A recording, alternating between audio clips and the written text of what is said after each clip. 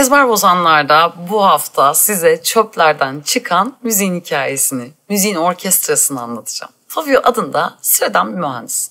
Paraguay'ın devasa bir çöplüğünde bir sivil toplum örgütünün geri dönüşüm teknisyeni olarak işe başlıyor. Bu arada o çöplük aslında bir köyün içerisinde. Fabio'nun işi çöp toplayıcı işçilere, yani o köylüye hangi malzemenin değerli olduğunu ve nasıl ayrılması gerektiğini öğretmek. İşçiler de plastik ve alüminyum gibi malzemeleri ayırıyorlar ve torba başına yaklaşık 10-15 sent arası kazanıyorlar. Fabio'nun her gün gördüğü manzara dev bir çöplükte, çöp arabası peşinde koşan, yarışan insanlar ordusu ve sadece günlük 2-3 dolar için. Fabio orada sadece bir çöplük görmüyor aslında. İnsanların hayatta kalma mücadelesini, yüzlerindeki umutsuzluğu görüyor. O ufacıcık çocukların orada çalışmak zorunda olduğunu, o çöplerden yaptığı oyuncakları görüyor. Ve bir gün Fabio'nun aklına bir fikir geliyor. O da müzik. Fabio çocukluğundan beri gitar çalıyor ve her hafta sonu bu işin yanında 80 kilometre başka bir köye giderek bir gençlik korosuna eğitim veriyor. O koroyu bu çöp köyün olduğu yere getirerek mini bir konser verdirtiyor. Çöp toplayıcıları bu konsere tabii ki hayran kalıyor. Belki de hayatlarında ilk defa birileri o insanlar için bir şeyler yapıyor.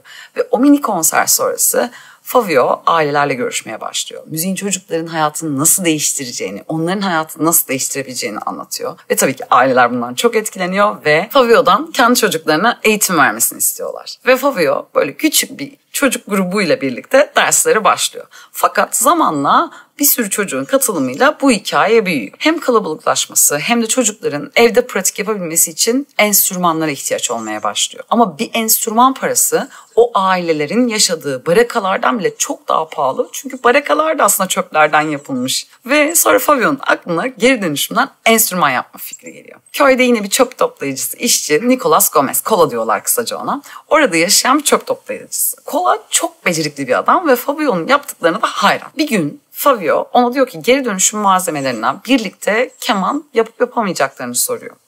Ve hayatında hiç keman görmemiş Cola. Ve o gün sıra dışı hikayeleri başlıyor. Cola ve Fabio yağ tenekelerini keman gövdesi olarak kullanıp keman sapını da eski mobilya parçalarından yapıyorlar ve ilk kemanlarını icat ediyorlar.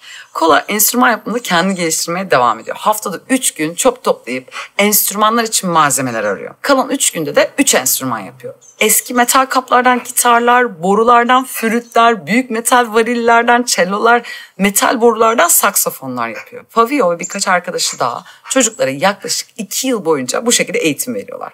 Orkestraların adını da Kateora Geri Dönüşüm Orkestrası koyuyorlar. O köyün adı. Ve ilk konserlerini köyün kilisesinde veriyorlar. Kiliseyi bir konser alanı gibi bir yer yaratıyorlar. İzleyiciler o köyde çöp toplayan halk. Herkes giyebileceği en güzel kıyafetleri giyip kiliseye gidiyor. Belki de hayatlarında ilk defa kocaman bir orkestrayı sahnede görüyorlar. Ve sahnedeki çocuklar kendi çocukları. Bu konserlerden sonra hem Fabio'nun mücadelesi hem de sivil toplum örgütlerinin desteği ve arkadaşlarının desteğiyle bu muhteşem hikaye duyulmaya başlıyor. İlk büyük konserlerini de başkentte veriyorlar. Kocaman bir salon, bir sürü izleyici var ve halkın yanında da o çöp toplayan aileler de o konserde çocuklarını izlemeye geliyor. Bu konserden sonra orkestranın hikayesi tüm ülkeye yayılıyor. Ardından bir belgesel ekibi de güzel bir prodüksiyonla onların hikayesini çekiyor. Ve tüm dünya onları duyuyor. Dünyanın birçok ülkesinde konserler veriyorlar. Hatta Stevie Wonder, Metallica, Megadeth gibi dünyanın en büyük müzik gruplarıyla, sanatçılarıyla uluslararası sahnelere çıkıyorlar. Ve onların sloganı, birileri çöplerini bize gönderirse biz de onlara müzik olarak geri göndeririz. Köyde yaşayan bir teyze beni çok etkiledi. Bir televizyon programında şöyle diyor. Eskiden bize çöp toplayıcısı derlerdi. Şimdi geri dönüşümcü diyorlar. Bunun bize Tanrı'nın verdiği bir ödül olduğunu düşünüyorum. İşte hikayemiz bitti ve yine aynı son. Müziğin gücü. Elbette o köyde hala çöp toplamaya veya sefaleti yaşamaya devam ediyorlar. Dünya değişmedi. Ya da onlara geri dönüşümcü dediğimizde onların şartları da değişmedi, değişmiyor. Ama müzikle hayatlarında gördükleri değişti. Çöp kamyonu yanımızdan geçtiğinde burnumuzu tutmak isteriz ya, onlar yüzlerce çöp kamyonunun içerisinde, binlerce çöpün içerisinde, cehennemde, çöpün cehenneminde müzikle hayatlarının cennetini yaşadılar. Müziğin, sanatın, Fabio gibi insanların dünyada hep var olması dileğiyle. Hoşça kalın.